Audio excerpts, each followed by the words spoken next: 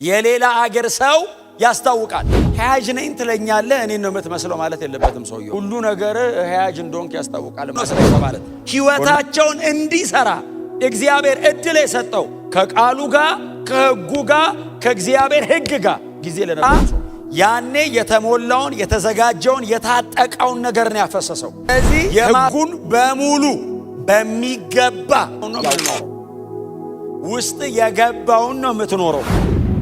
እምትሆነው ነገር ካለ ያነበብከው ነው የምታቀው ነው። የሚመለሰውን ጌታ የምንገባበትን አገር የሚመጥን የህይወት አቋም ይዘን ግን እንጠብቀዋለን።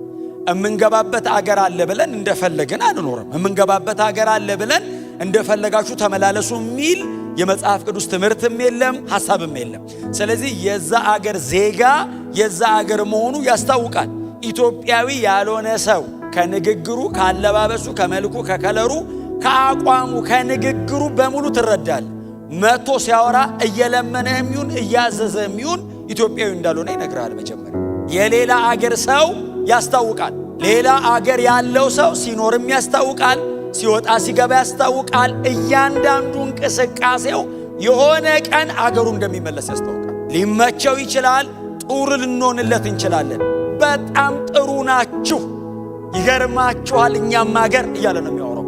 በጣም ጥሩ ስትሆን ፓስፖርት ሊቀይር ይችላል፣ የኢትዮጵያ ፓስፖርት ሊይዝ ይችላል።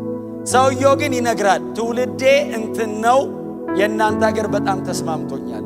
አማርኛ ልታስለምደው ትችላለህ፣ በመወለድ ያገኘውን አገር ልታስቀይረው አትችልም። የሌላ አገር ሰው ያስታውቃል። እና እንደዛ ነው መኖር ያለብን። የምንሄድበት አገር ስላለ የዛ አገር ሰው መሆንን የሚያቀሰው በሙሉ ማወቅ አለበት። ሐያጅ ነኝ ትለኛለህ እኔን ነው የምትመስለው ማለት የለበትም። ሰውየው ሁሉ ነገር ሐያጅ እንደሆንክ ያስታውቃል ማለት አለበት። እና እዝራ ያደርግ የነበረው ነገር ምንድን ነው? እዝራ ኢየሩሳሌም ከተማ መጥቶ ያደረገውን ነገር ኢየሩሳሌም ከተማ አይደለም ማድረግ የጀመረው። ሌላ የነበረበት በባዕድ አገር በባቢሎን እያለ ነው እዝራ ነገሮችን ማድረግ የጀመረው። ምክንያቱም ኢየሩሳሌም ከተማ ሲመጣ ያኔ የተሞላውን የተዘጋጀውን የታጠቀውን ነገር ነው ያፈሰሰው። የማፍሰስ ውስጡ የተቀመጠውን ነገር የመግለጥ እድል ነው ያገኘው እንጂ ኦሬዲ እዝራ በባቢሎን እያለ በባቢሎናውያን መካከል በምርኮ ምድር እያለ እየኖረ ያለው ግን የሚገባበት የአባቶቹ ከተማ የሚኖረውን አይኑ ኑሮ ነው የሚኖረው። የእግዚአብሔር ቃል ድንገት ጥልቅ አይደለም ያለበት። በጣም ይገርማቸዋል። የመጽሐፉ ሰው ነው ተብሎ የሚታወቀው እዝራ የመጽሐፉ ሰው ሕግ አዋቂ፣ ለእግዚአብሔር ሕግ በጥንቃቄ የሚያጠና ምላሽ የሚሰጥ። የእዝራ ኃላፊነት ምን ነበረ? እግዚአብሔር ለባሪያው ለሙሴ የሰጠውን ሕግ 610 ሕግ።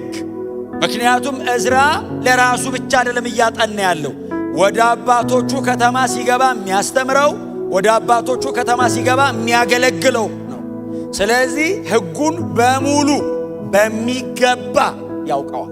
እግዚአብሔር የሰጠው ሕግ አለ። አዎ እግዚአብሔር ለባሪያው ለሙሴ የሰጠውን ሕግ በሚገባ የሚያውቅ፣ ቃሉን በሚገባ የሚያውቅ የሚባል ደቀ መዝሙር። የእግዚአብሔርን ቃል በሚገባ የሚያውቅ፣ ለቃሉ ጊዜ የሰጠ፣ ለማጥናት፣ ለማንበብ፣ ለማሰላሰል፣ ለመኖር፣ ለማካፈል ጊዜ የሰጠ። እማናቀውን አንኖርም፣ እምናቀውን ነው የምንኖረው። ውስጥ የገባውን ነው የምትኖረው።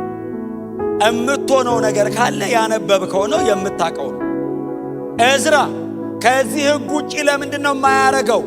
ሕጉን በሚገባ ጊዜ ሰጥቶ ያጠናዋል። ይሄ ሰውዬ ለቃሉ ለሕጉ ለትምህርቱ በጣም ጊዜ ሰጥቷል። የምናነበው የምናጠናው ጊዜ የምንሰጠው አቴንሽን የምንሰጠው የእግዚአብሔር ቃል ከሆነ የሚጻፍልን እንደ እዝራ ነው። ሰውየውን እግዚአብሔር አዳሽ አድርጎ ለምን አስነሳው? ለሕጉ ለቃሉ ለትምህርቱ ጊዜ ይሰጣል። እዝራ ሕይወት ነው ስራ የተባለው፣ ካራክተር ነው ስራ የተባለው፣ አኗኗራቸውን ነው ስራ የተባለው።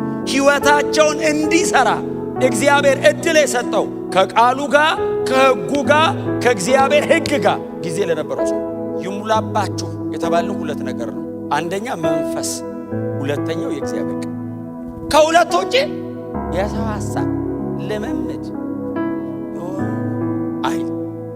አንደኛ መንፈስ ይሙላባችሁ እንጂ ወይን ጠጅ አትስከሩ። ይሙላባችሁ ከስካር የተነጻጸረው አይደል? አሁን ወይን ጠጅ ሰው ያሰክራል እና እናንተ በመንፈስ ስከሩ፣ መንፈስ ይቆጣጠር።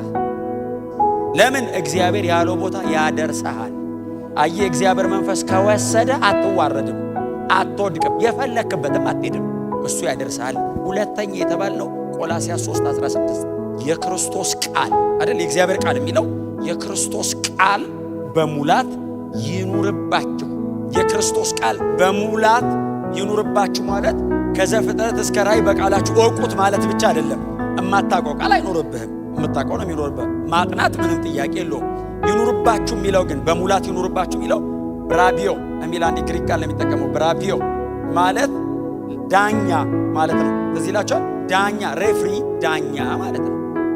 ለምሳሌ በእኔና በእናንተ ዘመን በጣም ኳስ ነው የምናየው። ጳውሎስ በነበረበት ዘመን ደግሞ ነፃ ትግል ነው እንደ ምሳሌ የሚቀርበው። ኳስ ነው የምናየው።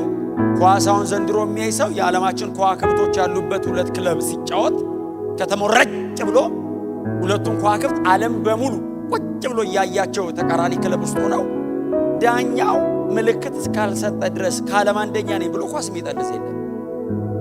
የጨዋታው አስጀማሪ ዳኛው ነው። የጨዋታው ሕግ ያለው ዳኛ ውስጥ ነው።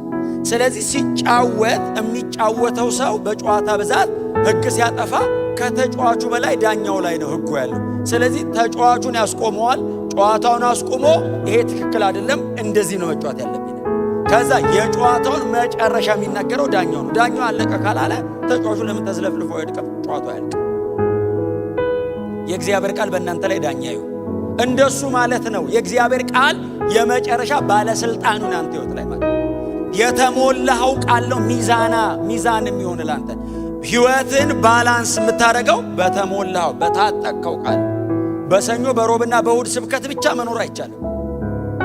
እነዚህ ማቀጣጠያ ሊሆኑ ይችላሉ፣ ለማንበብ ማነሳሻ ሊሆኑ ይችላሉ። እኔ በግሌ ከእግዚአብሔር ቃል ጋር ጊዜ መውሰድ አለብኝ። ዲቮሽናችሁን በጣም ሲሪየሱ ነው።